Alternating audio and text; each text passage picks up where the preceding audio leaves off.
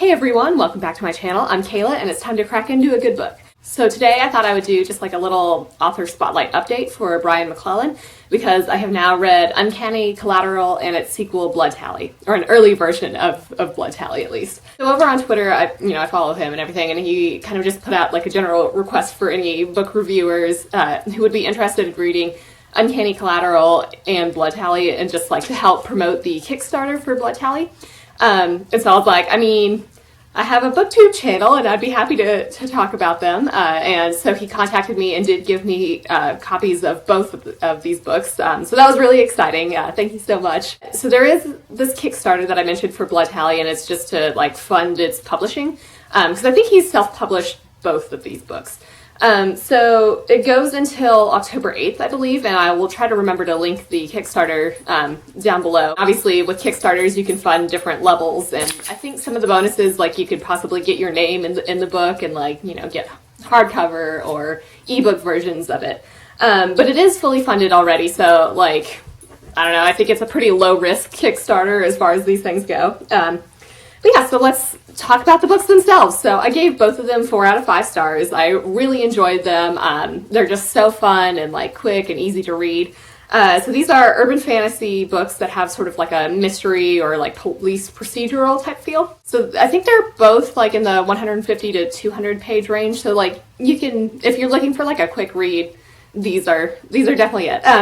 But so like, even though they are shorter books, I felt pretty satisfied with just like the general story arc in both of them. And, I do think it didn't quite reach the 5 out of 5 stars because like I do want more world building, but like I do feel satisfied with what we're presented, and I do want to keep reading this series. Uncanny Collateral, this is the first book, and this is like, we are introduced to our main character, Alec, who is part troll, and so he has like some, I guess abilities that come from being a troll, or part troll. And he also has some magical tattoos that allow him to basically like punch or slice through creatures, which is like kind of badass. I like that a lot. So he also has a ring that has a djinn, Maggie, in it.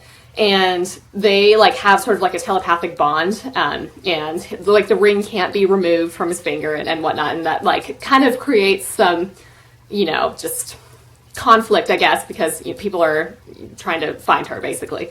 So we get introduced to quite a few supernatural creatures. I think in general, we have like imps, vampires, Draugr, I think is how you pronounce it, or it could be Draugr, I don't know, whatever. But there's also like necromancers, sorcerers, witches, just a whole slew of supernatural creatures. So that's always fun. So in this particular book, Uncanny Collateral, Death. So Alec is like basically like a supernatural collections agent, and he's called a Reaper. So he like kind of collects souls from people.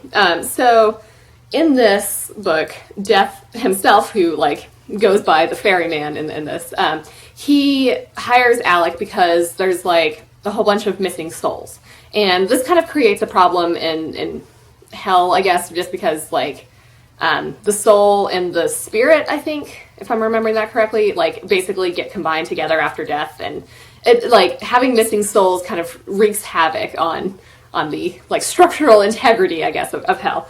We kind of explore this mystery of what happened to these missing souls and just, go from there. I think this was a really interesting concept. I liked it a lot. I thought it resolved quite well. I do want to know more about this world, and like we get like interesting little tidbits throughout the story of Alec and Maggie's backstories, and Blood Tally kind of continues that. There are maybe some like content warnings for slavery. I think this was handled pretty well. I think it's really interesting, and like again, I want to know more. So Blood Tally is the sequel, and so this I did read an early version of it, so I don't know how it's going to change with publication. But I think it was even better than Uncanny Collateral, and that's like a pretty good sign, second book is improving and upon the first book, which I already really liked, so, that's always good. So this continues to develop our story, and like the main premise here is that it's more to do with the vampires, and so a vampire thrall, and like thralls are kind of people who like sign on to basically like eventually become vampires, but like at the, up until that point, they're kind of like they obey like this vampire master.